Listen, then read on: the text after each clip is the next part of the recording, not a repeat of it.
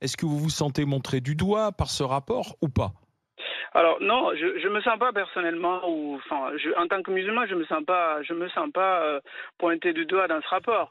Mais je pense qu'en fait le problème en France, on ne lit pas les choses. Donc je pense que la majorité des personnes n'ont pas lu ce rapport. Ça c'est la première chose. Ça c'est vrai. La deuxième chose, c'est comme tout dans le débat, on n'invite jamais les gens qui sont concernés en fait. On n'invite pas les gens qui sont concernés dans l'islam, dans la religion musulmane. Il y a des sachants, il y a des gens qui ont fait des études, il y a des gens qui comprennent ce que c'est mais on les invite jamais. Même les chercheurs qui ont fait ce rapport-là, il y a plus de 45 chercheurs qui ont été mobilisés pour faire ce rapport. Et donc, on les invite pas sur les plateaux télé. Donc, du coup, on ne sait pas tout dit. On dit tout et n'importe quoi. Mais Tierno, simplement, à titre personnel, puisque c'est pour ça que vous êtes avec nous au 32-16, vous dites, je vous appelle parce que je suis de confession musulmane.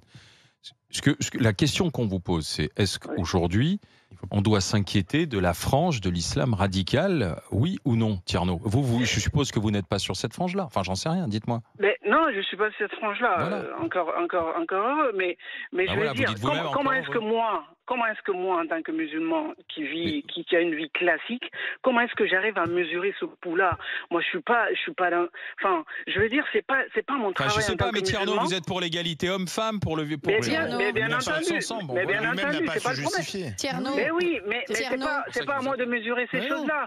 On a une politique, on a des lois, c'est à eux de faire leur travail. C'est pas aux musulmans de faire la police en fait. D'accord, Tierno, mais on dit pas encore une fois de faire la police, mais on dit d'essayer de résister à une pression sociale qui s'exerce. Tierno, vous savez ce que c'est, et je pense que Tierno, vous savez mieux que moi, mais vous le savez peut-être autant que moi aussi, pour avoir été en Afrique subsaharienne dans les années 90. L'islam, par exemple, dans l'Afrique subsaharienne, ça n'a jamais été de voiler les femmes à la saoudienne, de les habiller avec des djilbabs. Or, aujourd'hui, qu'est-ce que vous voyez dans les banlieues françaises ou dans certains quartiers en France? Vous voyez des jeunes filles d'origine sénégalaise, d'origine malienne, d'origine ivoirienne, habillées à la saoudienne. Moi, je suis désolée. J'ai été au Mali dans les années 90. Les femmes maliennes dans les années 90, c'était des bonnes musulmanes. Elles n'ont jamais été habillées à la saoudienne. Comment se fait-il qu'en 20 ans... C'est de ma faute peut-être. Non, j'ai pas dit que c'était de ta faute, mais pourquoi? Mais on a des lois, il y a des lois, mais pourquoi on en est arrivé là? C'est la bonne question. C'est du laxisme, et ce laxisme-là, c'est la faute des musulmans, ça? Non, vous avez raison. C'est peut-être l'État français qui a laissé rentrer les femmes musulmanes en France aussi. Non mais attendez Tierno, quand on a interdit le voile à l'école en 2004, qu'est-ce qu'on a eu? La levée de la gauche, la levée des musulmans pour dire on stigmatise nos jeunes filles qui vont tu te rappelles pas en 89, 90 on n'a pas entendu la droite pour empêcher la gauche, mais pas forcément les musulmans. En fait, Tierno, c'est assez drôle ce que vous avez dit sur les sachants parce qu'en off avec Bruno, on se parlait justement de ça. Mon homme travaille aussi à la PHP et donc il a beaucoup de collègues musulmans. Et en fait, à chaque fois, ils sont saoulés parce que ceux qu'on invite sur les plateaux, c'est toujours l'espèce de caricature de ceux qui pratiquent d'une manière radicale, sans pensée complexe et tout, alors qu'il y a énormément dans le monde. Alors après, grande majorité dans les temps actuels, les grandes majorités de penseurs dans la population, on ne sait pas non plus. Voilà. Mais en tout cas, voilà, il y a des même, l'imam de la grande mosquée de Paris qui a quand même parlé récemment sur la manière de vivre ensemble, etc. Oui, qui a dit que le voile n'avait pas de raison d'exister en France. Tarek Obrouk qui dit à peu près pareil. Tous ces gens, ils ont les micros ouverts. Non, ils sont personne bien sûr que si. Tarek Obrouk était chez nous hier soir. Le grand recteur de la mosquée de Paris, ils sont là, on peut les faire parler. Fut un temps, il y avait des droits de Tierno, ce qui est intéressant maintenant, parce que vous-même vous dites, c'est pas à nous de faire la police, entre guillemets. C'est plutôt aux décisions politiques. Oui, mais voilà. C'est qu'on voit bien que là, il y a comme de la friture sur la ligne du point de vue politique. Sur le président de la République a poussé un coup de gueule hier en Conseil de défense. Oui, d'accord. Il en veut à Bruno Retailleau et à Gabriel Attal de la jouer perso, de la jouer solo dans cette histoire. Et donc Emmanuel Macron, il se retrouve relégué sur le banc de touche. Bah oui, parce qu'il préside un conseil de défense, mais finalement, ses ministres ou ses amis politiques, je ne sais plus si Gabriel Attal est un ami politique, en tout cas, n'en font qu'à leur tête, puisque le rapport donc a fuité dans la presse, c'est parti de la place Beauvau, dans le Figaro. Gabriel Attal, dans la foulée, fait des propositions, et donc quand le président de la République réunit tout le monde en conseil des défenses, finalement, tout est déjà sur la table. Et je pense qu'Emmanuel Macron ne l'apprécie pas. Il voit bien qu'il y a quand même aujourd'hui une sorte d'impuissance du côté de l'Élysée. Il n'a plus la main. Il n'a plus la main, il n'y a plus de majorité. Alors c'est vrai qu'il a dissous l'Assemblée, il en est en grande partie responsable.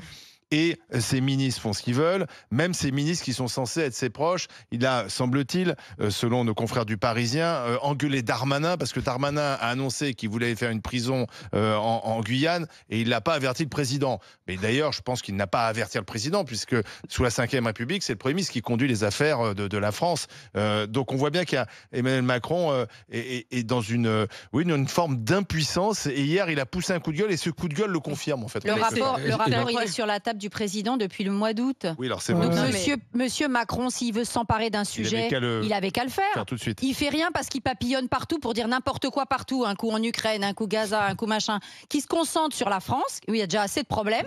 Et quand il a un rapport sur la table, il le résout. Il pose des mesures, mais après, c'est pas la peine d'aller engueuler les autres. Le rapport, il a été commandé sous Gabriel Attal. C'était quand même à un moment où il était encore en charge, Emmanuel Macron. Se saisir des choses. À un moment, il est là depuis combien de temps, Macron? C'est pas comme ça. Attends, on fait le calcul. 5 plus 2. Voilà. Non, mais le problème, je veux dire, il était quand même hyper placé sous Hollande. Non, mais sous Hollande, il était. Ça passe vite. Non, mais sous Hollande, il était en charge, et c'est sous Hollande qu'il y a eu quand même l'espèce de piqûre de rappel sur les dangers de l'islamisme radical, et il était là, donc en fait à un moment je ne comprends pas quoi. Par contre, moi je vous rappelle, ayez un peu de mémoire et allez rechercher les archives de la campagne de 2017. Quand on interrogeait Emmanuel Macron sur la question justement déjà de l'entrisme de l'islamisme, il n'avait aucune réponse, et je me rappelle d'un matin où on lui pose des questions parce qu'il y avait eu un attentat sur les Champs-Élysées, et il avait répondu: je ne vais pas vous bricoler un programme contre le terrorisme en 48 heures. C'est cette personne-là que les Français ont élue. Ils n'avaient pas les oreilles bien ouvertes à ce moment-là. Tu sais que nous, il nous a dit, il vient jamais aux commémorations depuis. Alors il est venu la première année aux commémorations du 13 novembre. Et il avait dit, moi je suis pas un homme de commémoration, je serai pas là pour serrer les mains aux commémorations. Il fait que ça. Il y a un chien qui est écrasé, il fait que ça. Je veux dire, nous les victimes d'attentats, on est un peu en travers. Tu vois. Et heureusement qu'il y a d'autres personnes qui ont travaillé avec lui, qui nous ont un peu plus aidés. Mais à mon avis, on va être quand même déçus sur les réponses qui doivent être apportées, puisque Emmanuel Macron a demandé des mesures pour juin, parce que c'est très compliqué de lutter contre un système de pensée qui se diffuse. Non, mais il va voir l'Autriche, qui est sans doute le seul pays, je crois, en Europe qui a reconnu l'islam.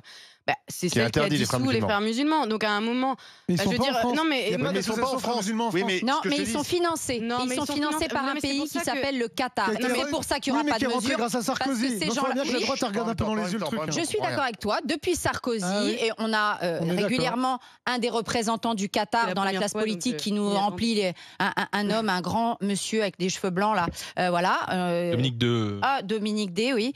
Et donc Dominique D. Non, mais ces gens-là sont les agents du Qatar. Donc si on ne fait pas quelque chose contre le Qatar, qui via des ONG gouvernementales. Visiblement, c'est pas le Qatar en tant que tel qui finance.